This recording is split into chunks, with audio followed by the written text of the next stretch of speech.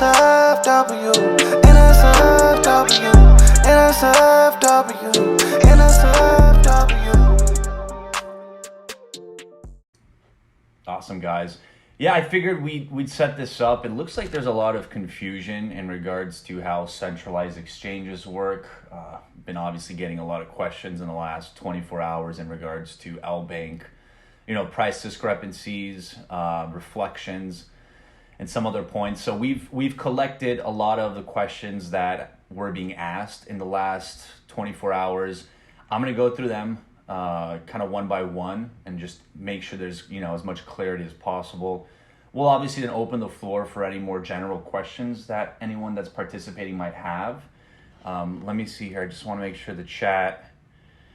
And like I said, like we've done in the past, if you don't feel comfortable and not able to ask a question in the voice chat, feel free to go ahead and ask it directly in the general chat. We'll take a look at those as well and make sure we answer as many questions as possible. But like I said, really the focus right now is just kind of clarifying the difference between a decentralized exchange and a centralized exchange, because it seems like people are somewhat confused. People are kind of, concerned about the price difference. So on the centralized exchange, just like LBank and all the other ones, it's different because the transactions don't occur on chain. There's actually a market maker. So I know we're all used to a liquidity pool like on PancakeSwap, where pretty much when you're selling directly to the liquidity pool, and when you buy directly from that, and that alters the price. On a centralized exchange, just like it works for the stock market, you're actually buying and selling directly between the market makers. They're providing that. So for example, if you look at LBank right now and you see the order book, if you place in a trade, it's going to get filled depending on what the order book is showing, which is generally assisted by the market makers. And as a reminder, that does not happen on chain, meaning those transfers are happening on the centralized exchange. So in regards to reflections, that happens when there's transfers, when it's happening on the blockchain. So anytime when there's arbitrage, someone's buying on PancakeSwap, transferring over to LBank, then selling, you're gonna get the reflections on the transfers, not on the actual transaction. And that's for every centralized exchange because it's not happening directly on the blockchain like it would happen on a DEX. So I know a lot of people are asking questions in regards to that. Price difference that will normalize as arbitrage does increase, because more and more people will see the price difference. And if it makes sense based on the pretty much 20% transactions fee it's going to cost them to buy and transfer, they'll go ahead and do that, and the price will narrow more and more together. There is always going to be a difference, and you can look at all, even Bitcoin, Ethereum on different centralized exchanges. There's still some sort of discrepancy. Obviously, there's a lot of volume there, so it's always less and less, and that'll be the case with us as well. Let's see here. Why does market cap on PooCoin seem to be affected? That's mainly for what I was just saying. I mean, to some extent, the two will get closer, because if LBank stays much higher, people are going to buy on PooCoin, which will rise the price on PooCoin, and they'll sell on LBank. And eventually, there is going to be parity. There will be a plus or minus 10% given the distribution rate, because it won't make sense for 10% to do that arbitrage, but that's generally how that's going to be working. In regards to CoinMarketCap adding LBank, so we submitted CoinMarketCap and CoinGecko at the same time. As you saw, CoinGecko updated it pretty much, within a few hours, as they usually do. They're very on top of their stuff. They're quick. CoinMarketCap is a different conversation. So at this stage of the game, we're waiting on them to do it. I mean, we submitted what we need to submit to them, which was, like I said, the same information to CoinGecko. So it's on their timetable at this stage of the game, just like it is for the airdrop. We're still waiting on them to go ahead and get that pushed through.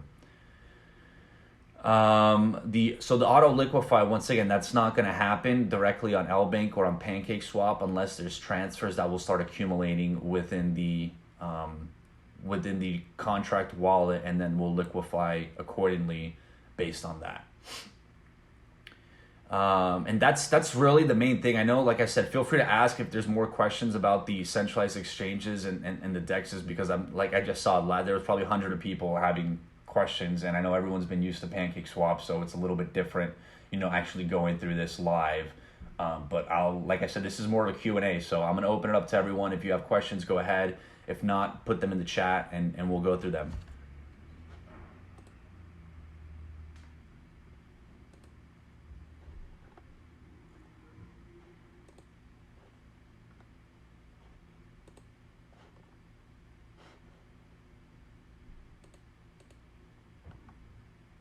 Hey Alex, did you have any update on looking for like a Fiat on-ramp solution, or is that still underway? What was the first part again? Just asking about the Fiat on-ramp solution. If you had Yeah, so we anything reached or out. We reached out to the main ones. I think we mentioned in the chat, like Transec came back right away, and they said they won't work with adult content materials because once again, just like there's an issue with Visa and Mastercard having issues with dealing with adult content. I mean, for them, this is similar, even though it's crypto. So a lot of them are not approving adult projects, and that's the same for some of the bigger exchanges. We've been working with the listing agent that got us on LBank, and some of the bigger exchanges too. Right now, are not accepting adult projects on their platforms. yeah?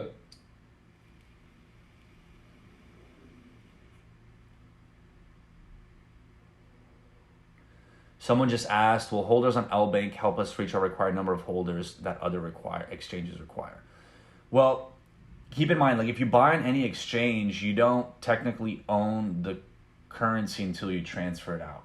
So until people on LBank transfer out their NSFW tokens, it will be reflected on the blockchain once they transfer that to their wallet. But if it stays within the exchange, it's not going to be reflected. There will be just one holder, and that would be LBank, because right now they have the tokens in their wallet and they're being traded. And the way it works, it's almost like an IOU. So if you buy, and this is the same thing with like stocks as well, right? Or Bitcoin, anything at these big exchanges like Coinbase, when you buy from them, you're pretty much guaranteeing that the centralized exchange is going to allow you to sell that in the future or transfer it out. So until that transfer happens, it's not reflected at all on the blockchain.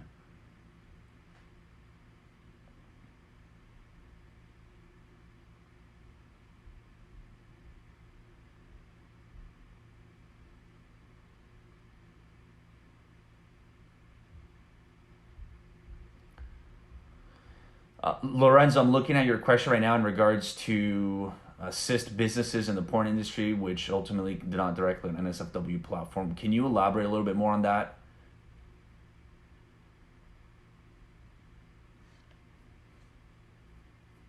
And while some of the more questions come through, just an update with Nifty Live and the streaming platform. So right now our focus is, onboarding as many cameras that we have, and that's something that Ben has been helping out with.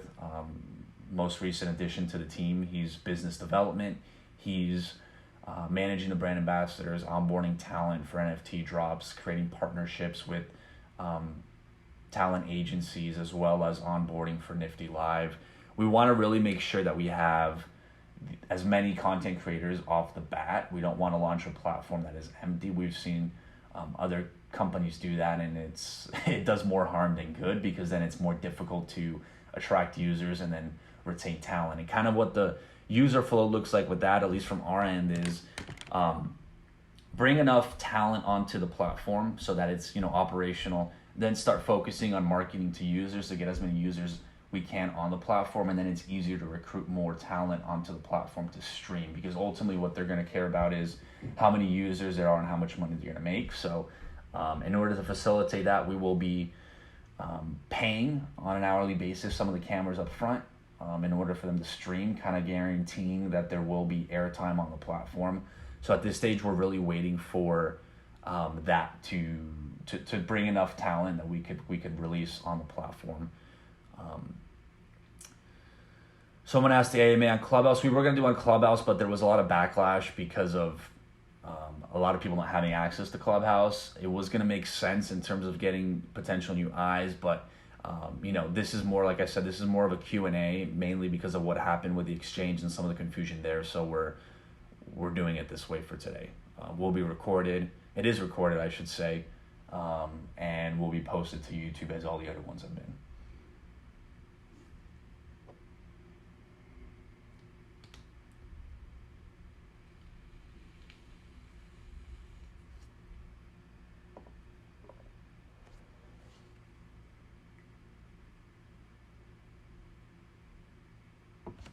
Hey Alex, do we have I know we talked about it before, but is there any preview of the Nifty Live or any kind of like try any video that we can promote to people? We can. We're gonna start promoting it when we're closer to launch. We want to make it, within the same week or so we can really, pump it up for a week and then release it versus doing that now and then waiting. Like I said, right now the biggest thing is we want to get as much talent that can agree to stream for X amount of hours per week onto the platform so that it's not a dead platform. Yeah, that makes sense.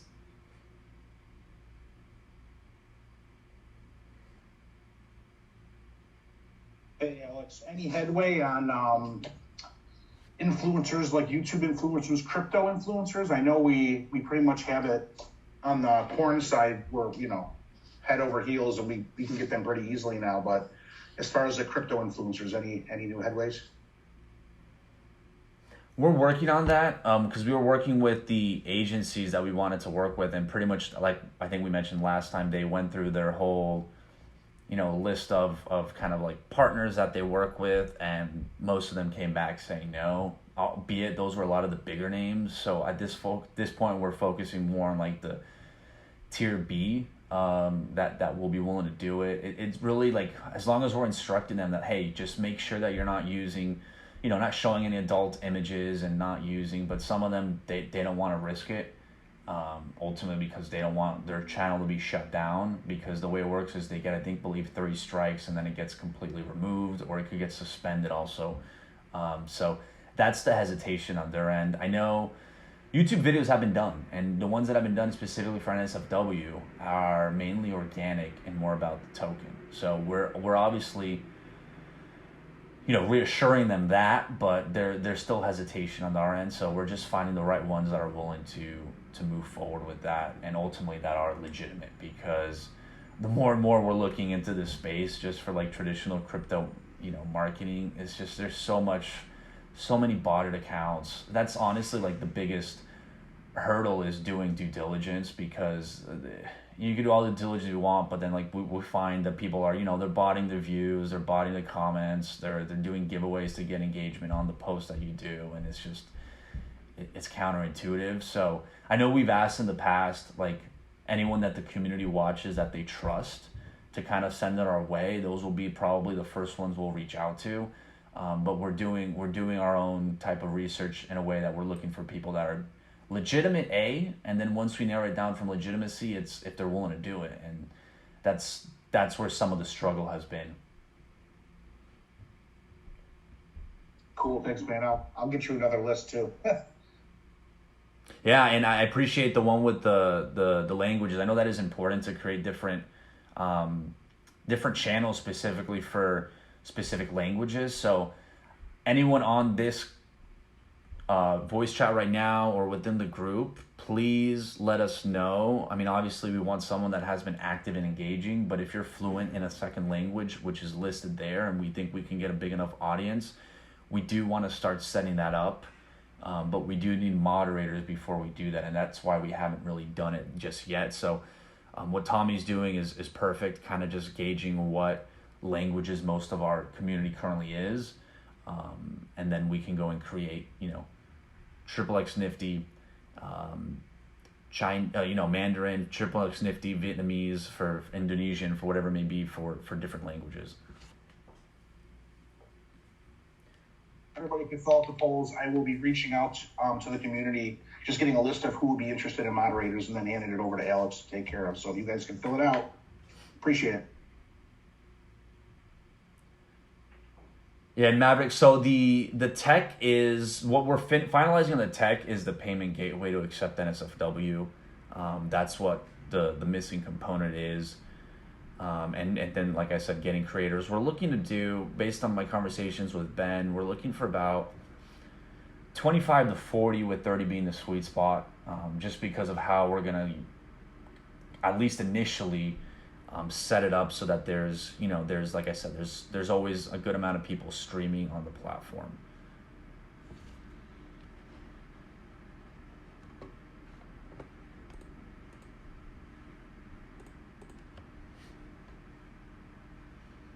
Yeah, that's what we're looking to do, Jonas, is cover, the whole day, right? Because we wouldn't want to get just, cameras that are on U.S. time, and then it's nighttime over here, and the whole site is down. And I mean, not down, the site down, but there's no content. So that's what we're looking to do right now in terms of making sure that we have people covered throughout the day.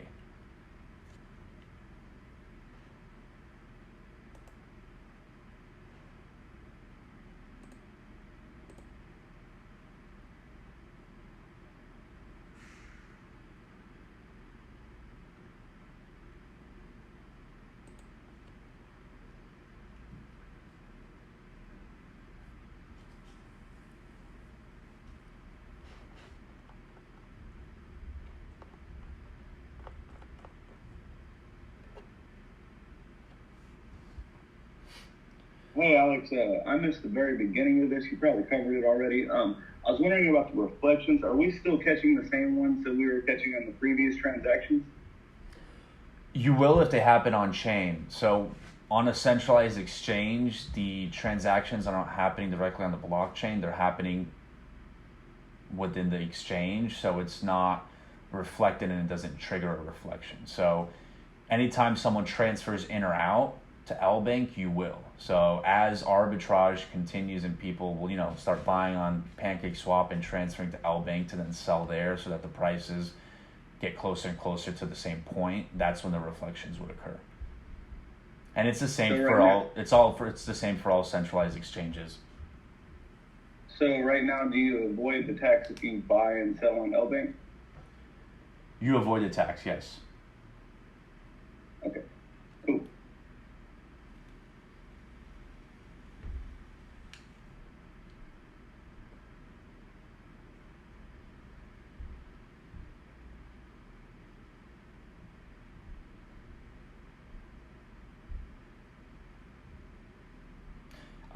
So I see a question in regards to the subreddit. Yes, we added Travis. He started on Tuesday.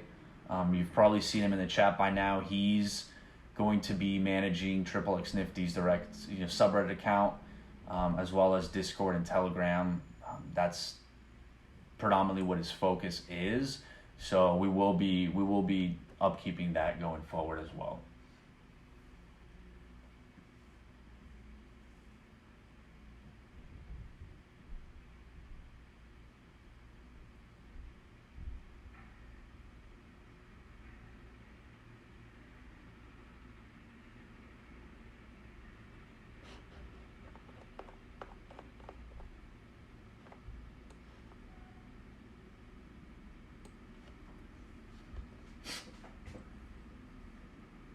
Anything else, guys?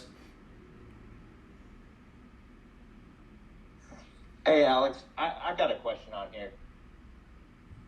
Yeah. So what is I understand that the whole reason why we're not audited is because we're going to change the tokenomics so that they can be changed eventually, or that you can change that. What is that magic number, just by any chance? Magic number for what? So, because some of the people that I've been talking to about this, they were talking about not having an audit. And my understanding is we can't be audited as long as it's not renounced or whatever. Correct. Is there a magic number that we're looking at where that would be renounced? Once we get to a burn rate, because I really see this thing is going to start taking off as more and more centralized exchanges come into play. What is that number that we're looking at as the burn rate continues down to? Or is it just not ever going to be renounced? It's not something that it's either or, because initially the plan was to do that, but what we wanted to avoid was, having to do a migration again, and that's why we've put it on pause at this stage. The renouncing it, we want to make sure that we're not going to be changing the tokenomics. That's the only thing right now we haven't, is because we want to make sure that, hey, we're not going to be having to change that either for a bigger centralized exchange, right? Because right now we're just getting started with the exchanges, and as we build it up, there's more and more restrictions, and we've seen other tokens that had to completely migrate, changing their tokenomics or changing their setup just to get ownership back to the contract. So that's something at this point that we don't want to go down that path in terms of having to deal with that. So there isn't a specific number, because what we're looking at are multiple things. Is exchanges, we're looking at, you know, LP, and we're looking at ultimately, because we're going to have to remove the LP reward, because the tokenomics affects the token as a utility token, which is why initially we never even set that up to begin with, because it's technically a 20% loss just to purchase with NSFW, which we're subsidizing right now, but that's not scalable. It's not a good business, because if our cut is 20% from the creators and we're taking a 20% loss, what are we doing as a business? So that's another component as well, is we want to remove, once the LP is healthy, right? Because we're getting those reflections right now. They get added on a bi-weekly basis. And once we're at a number that we're like, okay, we're very comfortable. I mean, we're at the 10% threshold. It's slightly less now, which is where we wanted to be before, till we lowered it, but we still want it to grow. And that's the issue right there, is we need to change the tokenomics for this to be a scalable platform and a scalable token. Now we'll probably keep it down to 5, which is what we said before. So we'll keep the burn, we'll keep the distribution to holders, and we'll have 1% going to marketing, but we're gonna have to move the LP, because it just doesn't make business sense to operate at a loss. Does that make sense? Yeah, I think you worded it. I kind of misworded it, but that's more that I was looking at, is for the sustainability for the business wise, is like how to continue to be profitable, at least from a business wise, because right now it's more about the growth, and then to sustain it as a business, to actually increase the profitability as a token, as a utility token. That was more the question that I was asking. Yeah, so that's what we plan on doing, which is why the two big reasons are tokenomics and the centralized exchanges for why we haven't renounced ownership. Which we were going to, and then like I said, you know, several people that are heavily involved in this project said, hey, you guys want to look at this, or that, and I'm glad we did, because it would have been a bigger issue down the line. Perfect. All right, well, appreciate it. Thank you. No, thank you, man.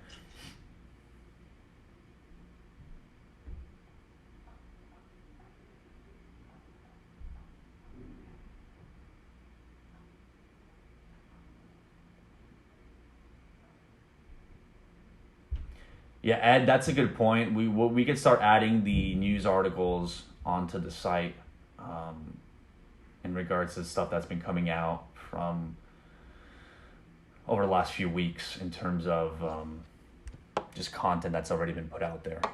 So we'll implement that.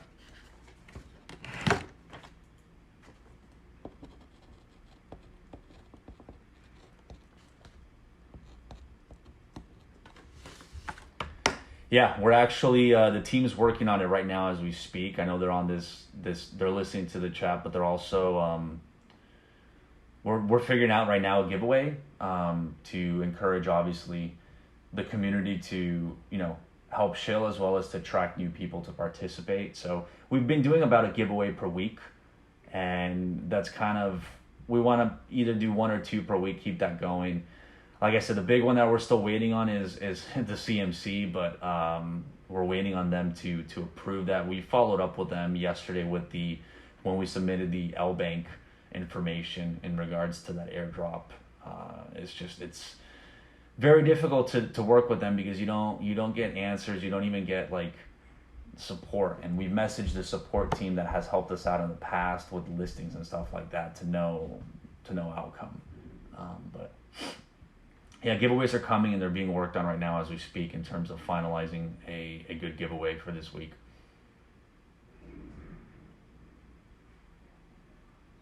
CoinGecko does ads. They don't do adult ads. And that was really the biggest stump with, like I said, we were working with the agencies and getting everything ready and reaching out to, you know, big sites like CoinGecko and so on and so forth. They don't want to deal with adult, and it's an absolute pain.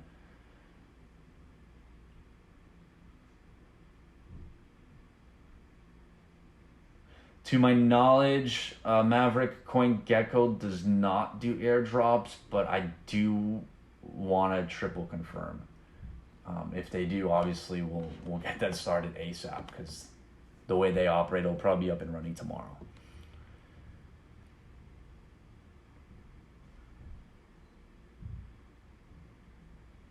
I know for CoinMarketCap, it's relatively new as well. I think they just started that like in the last few months, to be honest. It's something new that they offer.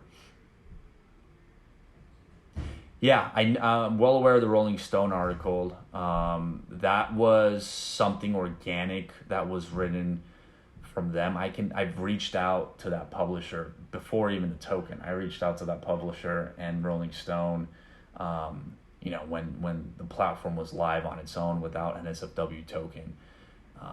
Those are more things that they tend to do organically. They also wrote that at the height of kind of like the NFT craze, which was late February, early March. So we've been reaching out to them, but we haven't heard anything back yet.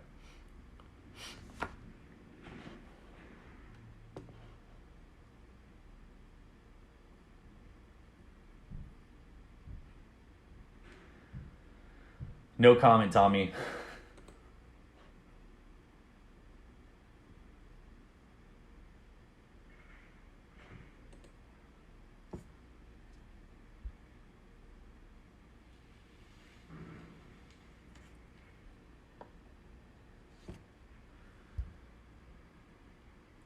So we're figuring out the right. I'm gonna sound repetitive, but it's always the same. It's the same answer. Well, a lot of these things that we're doing, it's just like we keep hitting a roadblock where adult is just so frowned upon everywhere, and no one wants to get involved with it. So we've already explained to a lot of the art gallery. So there's two things we can do. Let me start with this. For the art gallery, there's two ways we can do it. We could utilize an existing exhibit that already focuses on NFTs, because there's several out here in Los Angeles, and we can just go there. We rent out the space for an evening. We host the art gallery. The art event. Or the second option, which is looking more and more likely, but we were trying to avoid, is where we rent out a space completely and just set it up and make our own art gallery.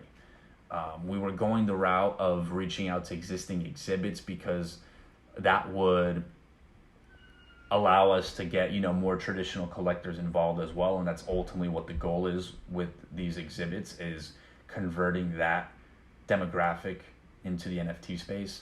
But there's been pushback. We've obviously reassured him that the content would be very soft core and moderate. It wouldn't be X-rated, but we're a lot of back and forth with them, having to talk to the owners and make sure that they're okay with it. So that's what's going on there as well. Like I said, I'm giving the same answer in terms of it being adult, but that's the reality. It's very difficult because everyone is cautious within the industry, which ultimately poses, once again, it allows us, it's a big opportunity, but it's one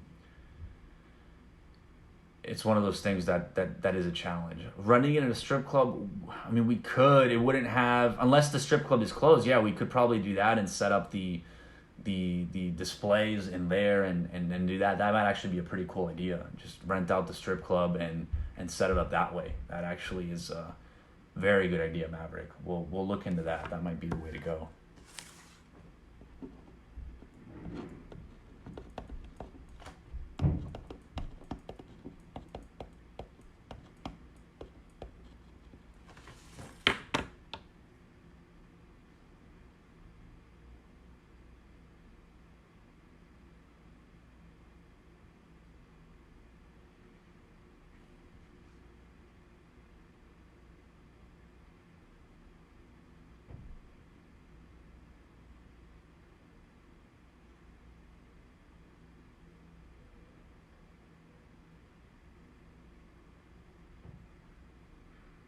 Yeah, and ultimately the goal that we have with the exhibits too is start doing some of these drops with the content creators that are local and do them actually in person. So they would have the drop, it would happen live as well on the platform, obviously, but also like in person, kind of like, an event leading up to it or during the drop, whatever it may be, and have the content creator there with the content that was created.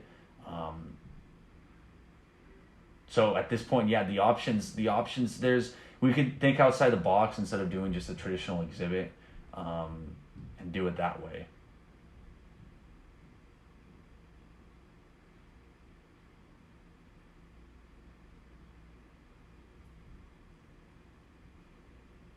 Yeah, and the idea too with having the content creators do it is they're gonna, they would announce that, hey, I'm gonna be at this location from these hours to these hours to her fans, and that way they can come in person and they'll be much more likely to, while they're engaging, and it's a much easier conversation to get them to buy the NFTs.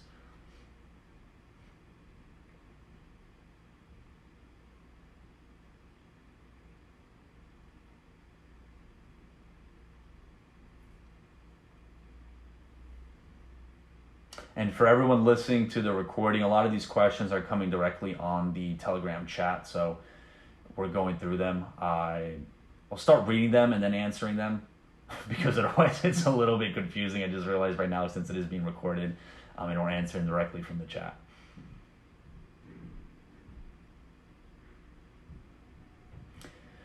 Lorenzo, so in regards to providing fintech services to adult industry businesses which may be interested in crypto but not developing their own platform yet, are you referring to like the NFT marketplace? What fintech solutions did you have in mind? I just want to clarify so I'm not misanswering your question.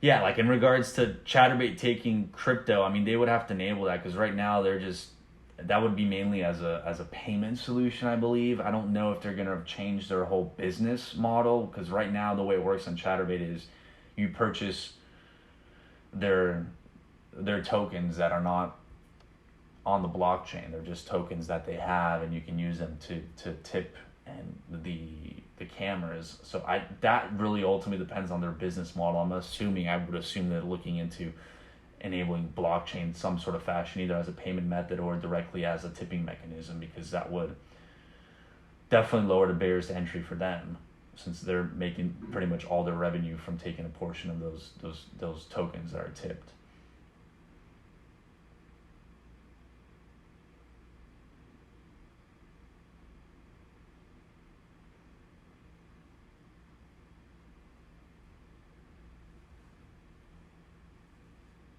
Nobody asked this question yet. Any other? You working with any other exchanges in the near future? We are. I mean, we have a couple listing partners. One which helped us with the LBank. So we're looking at the other ones. I know the other one that's kind of high on the list right now is Bitmart. The problem is the listing fees. It's not cheap. Like LBank cost roughly $40,000. Like getting on these exchanges as you move up, it's always more and more expensive. I mean, something like KuCoin is $300,000 to get listed. So we're not there yet, realistically speaking. So we have, other exchanges that we want to. We're already talking to the partners at the exchange that handle the listing, but it's a more of an economic reason at this point, because $50,000-$60,000 is given the way our whole thing is set up. Like I know a lot of tokens, they retain a big ownership of the tokens and then they sell them and then they generate that. Because we kept our token ownership so low as a team, it's a little bit more difficult. So we've been using the marketing funds to do that, and get listed on exchanges. Great. I'm glad you're spending the money smartly. Once we 10x or 100x, then you'll have all that extra marketing money from the reflections. And a big thing too is it's the problem with the exchanges is we're not getting those reflections like we would. I mean, with the volume that they had, if we were getting the marketing percentage, then yeah, we could literally roll into the next exchange and just keep doing it every single day. But it's just like it's a challenge when centralized exchanges operate so differently because they're not actually happening on the chain.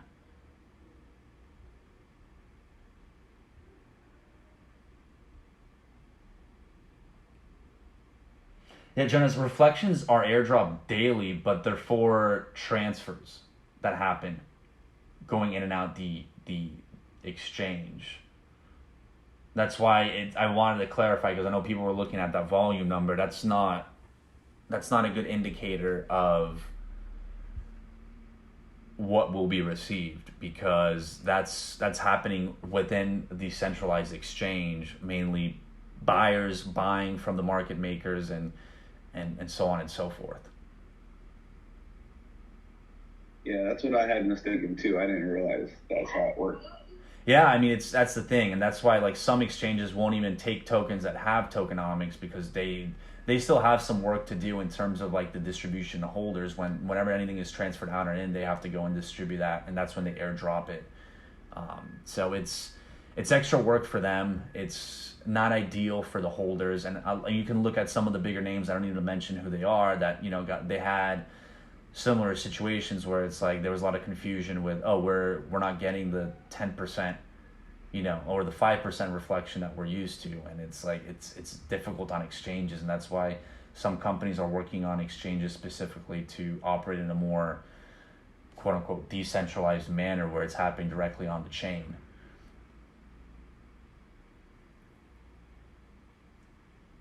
I mean, it makes sense now that I understand like that they have like one big wallet that they're working out of, and yeah, that all makes sense now. Yeah, because I just didn't get it yesterday. Yeah, that's where it does get confusing, because they have their wallet, which they're facilitating the trade. So like if I go on LBank right now and I purchase NSFW, it shows the balance. It's going to update accordingly to the price fluctuations, but as the old cliche adage says, not your keys, not your tokens. It's like if you don't have the tokens in your wallet, you technically don't own the tokens until you transfer them out of the exchange. And with that being said, it's not being reflected on the blockchain. That's why too, like I'm sure if all that type of volume and transactions happen on PancakeSwap, the amount of holders would have increased exponentially, but it's stayed stagnant because they're not being reflected on BSC scan. Yeah, it makes sense now. Thank you for the clarifying that. No, and that's why I wanted to have this, because I saw a lot of questions, going back and forth, and a lot of it's understandable because it is very different. It's a totally different beast how they operate in the centralized exchanges, and it was good to just set this up, and that's why anyone that had any questions, we're doing this, so no problem. I mean, that's why we're doing this today.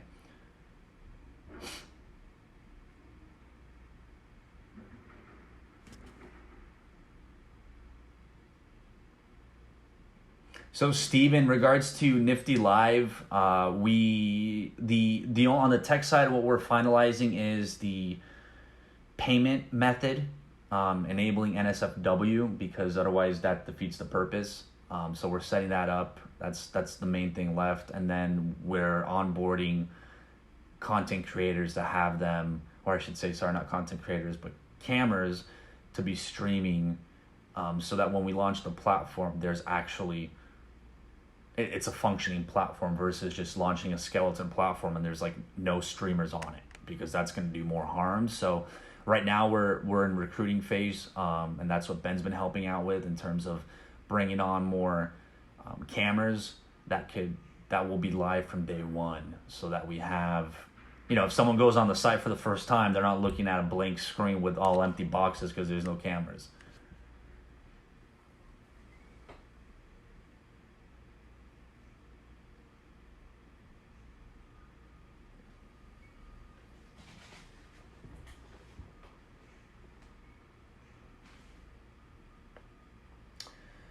So Ben, I see your question about have we thought about collaborating with other adult tokens or Spank Chain? Interestingly enough, yesterday, someone recommended us reaching out to another project. I am still trying to wrap my head around exactly what the collaboration would look like, because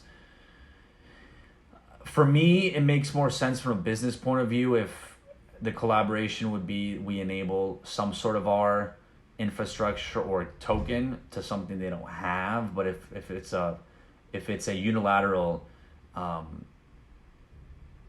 type of token or I just don't see. I don't see. Maybe, I mean, if you have it, let me know. But I just don't see the potential value there. Unless we're solving a problem for them, I don't see why a partnership would happen.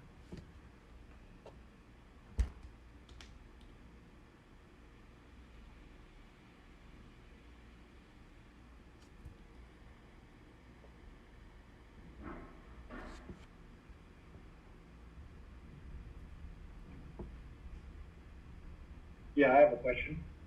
Yeah, Bobby. So I might be opening a can of worms on this one, but if hypothetically, if you had your tokens in LBank and you transferred it into your trust wallet, you'd essentially still have the same amount of tokens, but your price reflection would be off of what CoinMarketCap is providing, correct? So the price CoinMarketCap is reflecting right now is specifically what's being fed through them through the APIs from PancakeSwap. If you look at CoinGecko, what they're doing is they're taking a blend between the exchanges and giving a different price. So if you look at CoinGecko's price versus what's showing up on PooCoin, it's going to be different. In regards to what you said, you could transfer out of LBank, you will get taxed on that transfer. Okay. Thank you. Mm-hmm.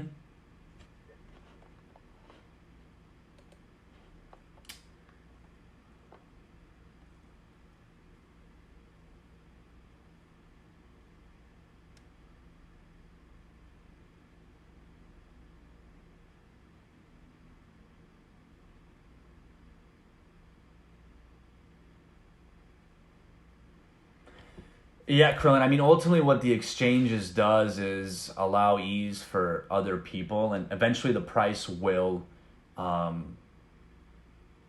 the price between all the exchanges and obviously the DEX will get closer, because if more and more people are buying on a centralized exchange like LBank and the price is like we saw yesterday, which was much higher, then there will be reason for arbitrage. So either you buy more on PancakeSwap, transfer there and sell it, which does cause reflections, and it ultimately does bring some sort of fluctuation to the price. But in terms of just general reflections, yeah, I mean, the best, as a holder, you want people buying on PancakeSwap. That's going to give you, the 2% burn, and so on and so forth. Regarding buying NSFW with a credit card, that's the challenge is, once again, credit cards, which payment processors are MasterCard and Visa, they're moving more and more away from wanting to deal with adult content. And that's why we've reached out to, the platforms that like Transact and others that do facilitate that. And they've been coming back saying we don't work with adult content projects.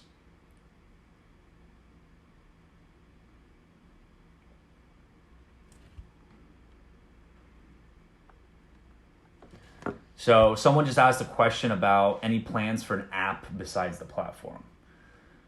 Well, once again, following the same lovely answers that I'm giving, unfortunately, which is iOS and Android do not allow adult content on their platform. So that's why OnlyFans doesn't have an app. And that's why they're moving away from adults, so that they can create an app and they can focus on, just influencers posting stuff. Any other tokens that are promising of an app are just straight lying, unless they have some sort of connection with Tim Cook, and he's going to completely change the iOS structure in terms of service for them specifically. iOS does not allow for adult content on their app store, neither does Android. So right now there is no plan for an app unless that gets changed.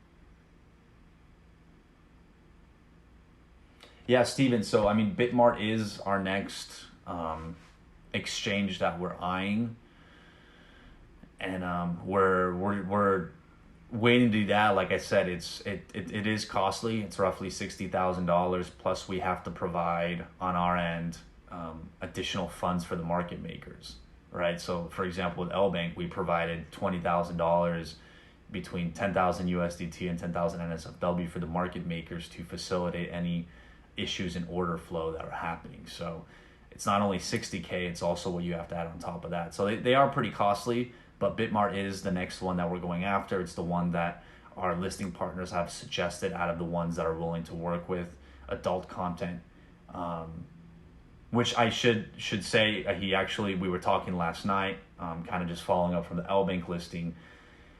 Gate.io does not work with adult content. They've decided they don't want to do that. I think too many adult tokens have reached out to them, and the listing partner that we work with has helped out another adult token, which I'm not going to mention names, and they had the same thing. They were moving forward with everything. They were about to make the deposits, and then they decided they don't want to work with adult tokens. So that's, like I said, I wish I had better news, but a lot of people are very skeptical about getting involved in this industry.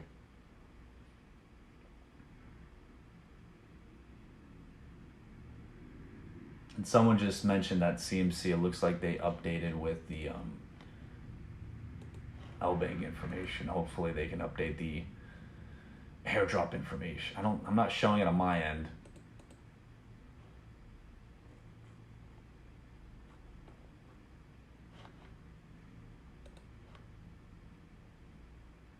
Adam, I'm not showing on CoinMarketCap, so I'm not sure exactly what you saw, but I'm not seeing that they updated the LBank information there.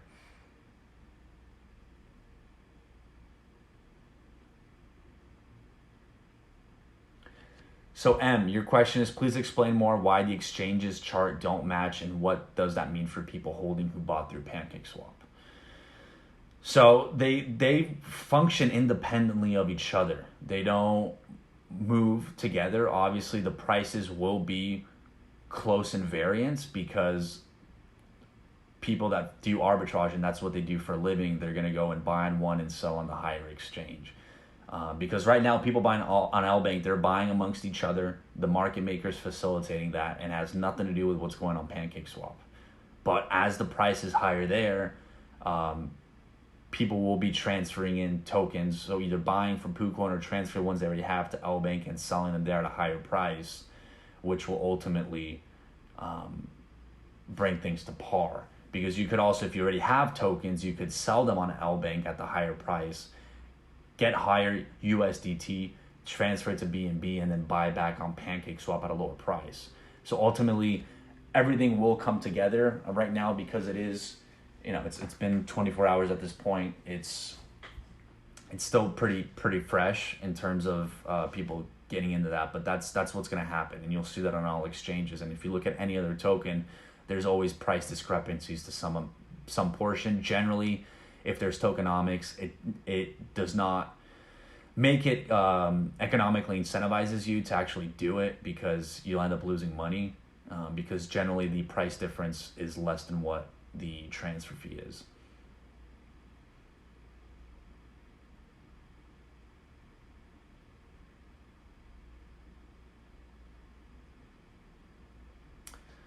What's the status of the PR firm? So we've had the PR agency that focuses specifically on adult. The one that we had decided to move forward with, the Israeli company, they pretty much gave us a list of the publications that would publish our content, because the other one said no since it's adult. And once again, because it's pay to play, it's a little different. Keep in mind, if it's an organic story that the editor decides to pick up, that's fine. But when you're, to some extent, paying to play or pushing it through a PR agent, it's a little bit different. So the options were not the best.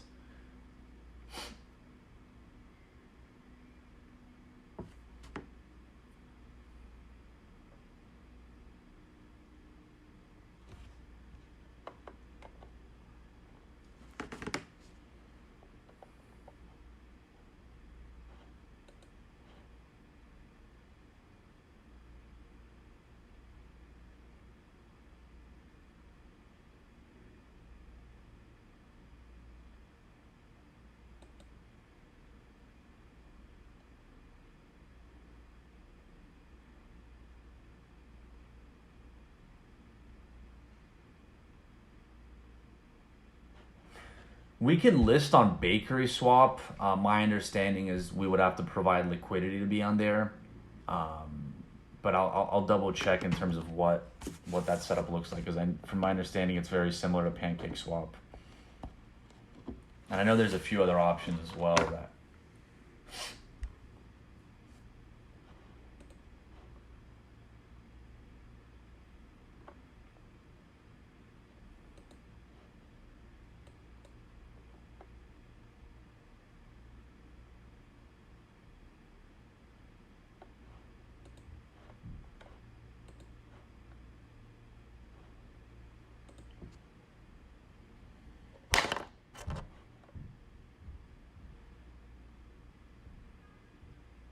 Yeah, Steven, I just answered that. I believe Jorgen asked a similar question in regards to the PR crypto firm.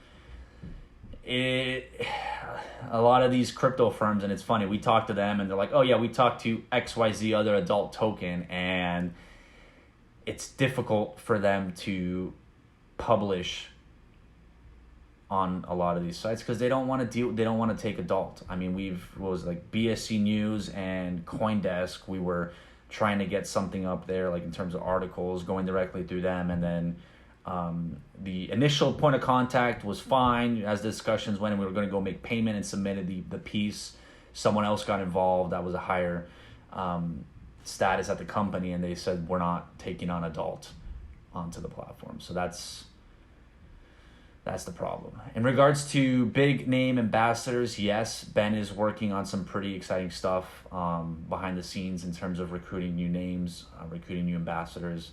And we're actually kind of changing the format for how we onboard potential BAs or brand ambassadors, being there might be more affiliate related brand ambassadors versus what we'll call partners. And really it's a matter of what they do, because we do want a lot of our brand ambassadors to engage with the community, create content, but there's also some names that make sense to have them as, brand ambassadors, but more at affiliate level where they have a lot of deep connections and they're able to, that's something like Kelly Carter, right? Kelly Carter is a brand ambassador. She's obviously not very active in Telegram because she's busy with everything else she's doing, but she's able to put us in contact with other people in the industry as more as like an affiliate partner.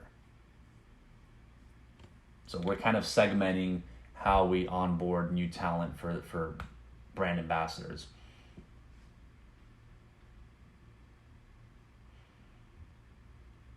So Jorgen, in terms of the platform, I'm going to assume you're talking to the Nifty Live, and that is currently, we're just waiting on finalizing the payment gateway for the token to be accepted and recruiting cammers that will be streaming so that when we launch it, we have enough content on there.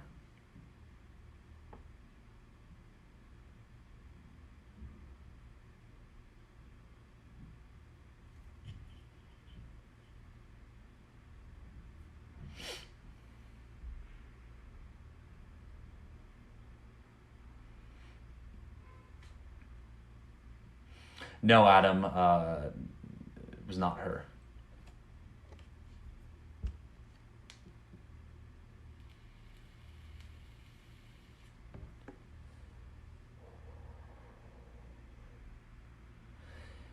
Yeah, Austin, we did have the Pornhub ads up. They were running for about a week. We paused it and we're going to revamp them once the streaming is up, because obviously, people go to Pornhub for a reason, and it's more difficult to sell them on something that they might not fully understand. I mean, mainly right now what it was brand awareness, but we want to run the ads when we have the streaming side, because that's going to be much more effective if they're on there and then they click on an ad that takes them to another streaming site versus a site that takes them to buy a token or buy an NFT, other than just pure brand awareness, which is obviously good. But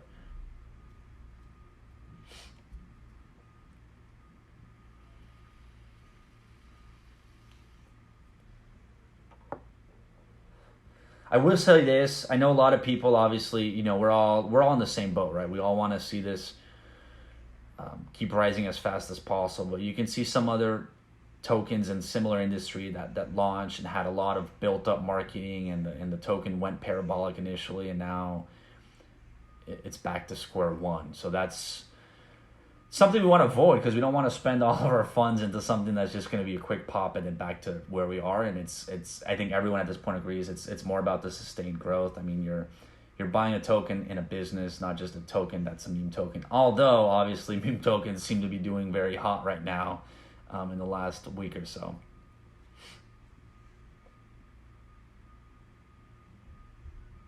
Yeah, Vicky, juicy ads, traffic junkie. There's quite a few.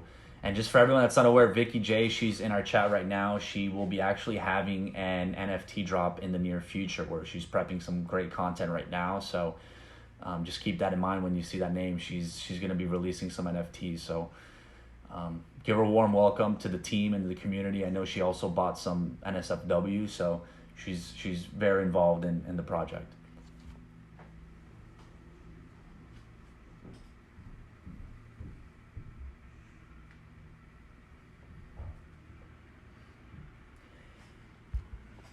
Yeah, Jürgen, we're talking to a lot of talent agencies and finalizing deals with them in terms of, bringing big adult names onto the platform. And really that was the main focus with doing the Stormy Daniels Q&A, is just validating ourselves within the industry, because all these different talent agencies are getting millions and millions of emails from people wanting to do NFTs, people wanting their talent to promote cryptos, even sometimes unrelated to porn tokens, or adult related tokens. So doing that and going directly through the manager is what we found to be most effective, and that's what we've been working on. And we had a call, I know Ben had a call yesterday with the manager yesterday, actually.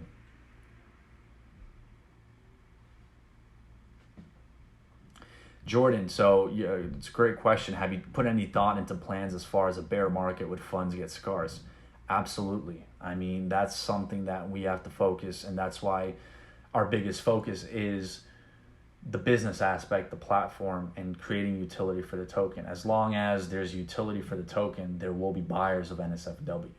It's going to be much more challenging for tokens that their sole purpose of existence is the token, and that's where it becomes challenging. But for us, as long as we have the platform up and running, and there's real utility, and it's user friendly to purchase NSFW and tip and buy NFTs and so on and so forth, that's really what we're focusing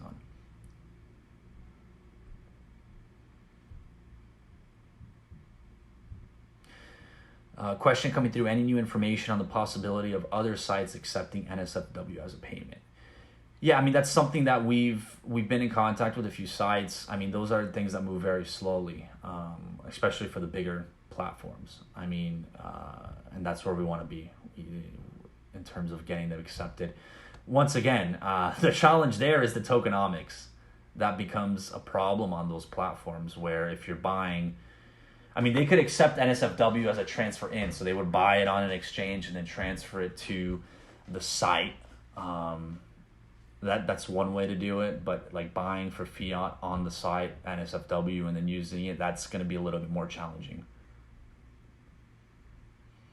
No, Jorgen, I don't want to make any hints. And like I said, it's more than platforms. It's more right now like talent agents and dealing with their talent.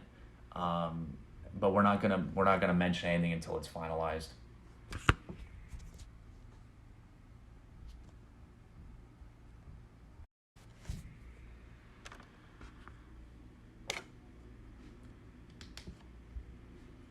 And we'll keep this open because there's some good questions coming through, so I want to make sure we get to them in the next 10-15 minutes or so.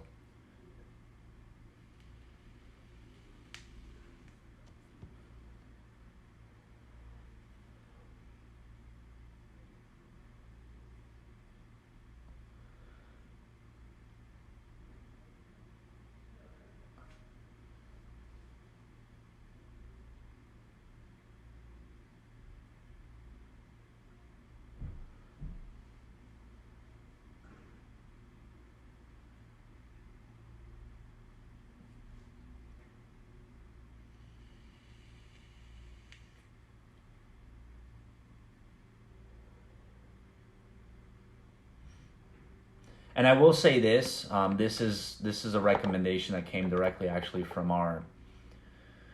the PR agency we're working now. The biggest ROI from us as a token and a business is attending more in-person events, which is why it's huge now that finally, hopefully this Delta variant doesn't cause the whole world to shut down again, but we're really starting to compile our list for events, in-person events where we can go. And he was saying if you go to a crypto, any sort of crypto event, there's going to be a lot of press that organically wants to reach out to you, mainly because of the industry that we're in. And that's going to be the best way to get in front of you people and get the press to write about you. So we've been building our list of upcoming events. So anywhere from straight crypto events, adult events. I know I mentioned Exotica. There's obviously AVN Awards in January. There's some crypto events happening. I know one's in London. There's another one in New York happening later on this year, as well as there's a big NFT. I think it's the first big NFT conference that's going to be happening in New York in November that we're going to be wanting to attend as well. So that's a big focus for us, is going to a lot of in-person events, because that's going to have, I think, the biggest impact of getting the name out there, getting press to write about us, just bringing awareness specifically in industries that, you know, we're currently operating in. So that's something that's going to be a big focus as well. Jorgen, in regards to the NFT exhibit, we did answer that earlier, but just to summarize that, we're looking at the options because some of the exhibits, they've pushed back us being adults. So we're looking at either hosting our own somewhere else. Someone brought a great idea of doing it at a strip club, maybe, you know, in the day, or even just renting out the whole strip club and doing it that way. So we're looking at other options, trying to be creative in terms of how we can do this, since the common answer has been this AMA is that people are hesitant to work with adult-related projects.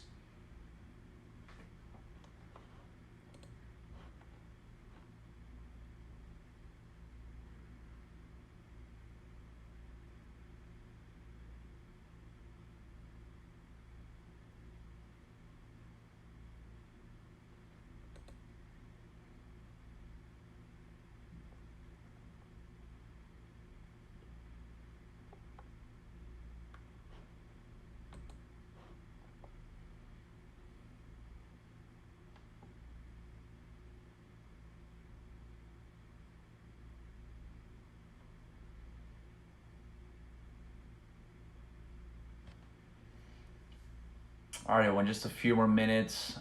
If we get more questions, we'll address them. If not, we're probably going to wrap this up. Definitely looks like people are more comfortable asking questions in the chat than over the over audio, which is fine. So I'm glad we're doing it this way.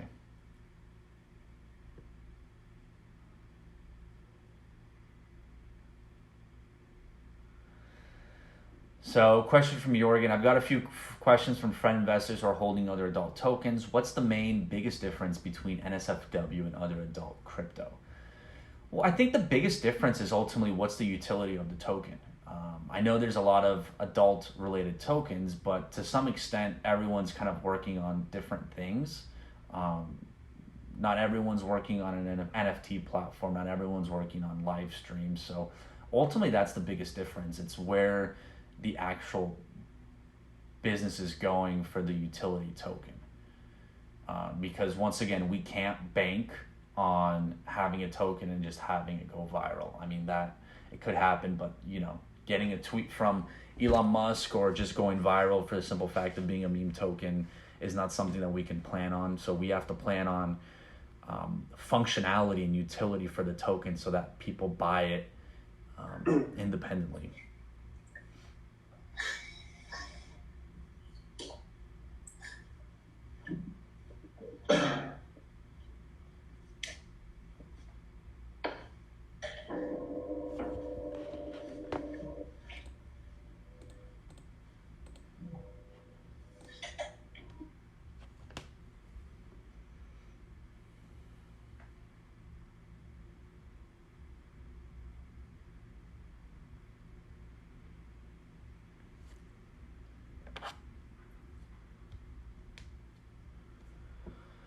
Question from Jordan: will Nifty Live be on the xxXNifty website or on its own platform? I think for simplicity's sake, it's gonna be on the separate on a separate platform.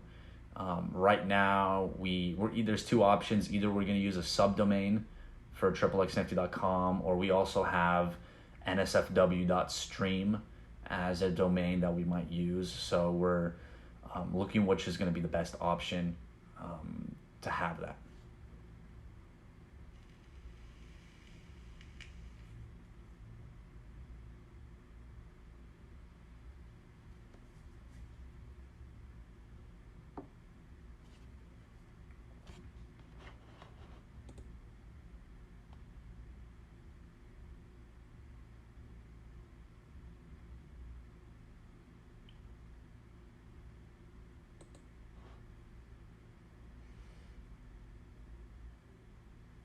Which domain names? Yeah, we own NSFW.stream. I mean, for the subdomains, we can do that on xxXNifty without having to buy a domain. We're just setting up the subdomain. But yeah, we own NSFW.stream. We're waiting on NSFW.live, but someone else already owns it. So we've sent an offer but haven't heard back. So I don't know if it's just a dead domain that someone owns and they just parked a bunch of domains.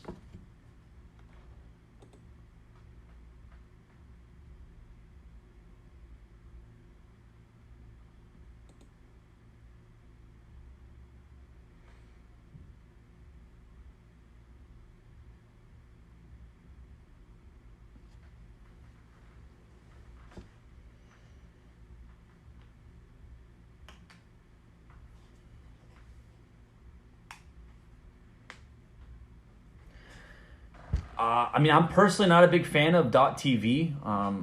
If the community think that's a good option, but I mean, technically we're streaming. It's not necessarily TV, so I don't think that makes sense in terms of what we're doing. I mean, yeah, it's a shorter domain, but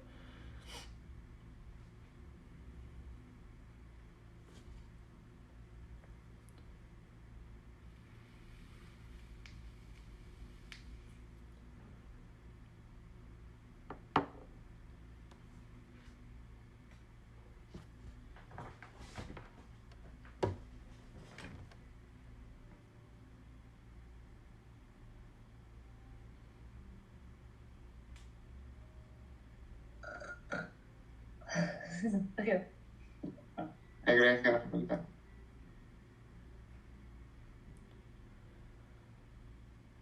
all right, everyone. I think we're gonna wrap this up for today.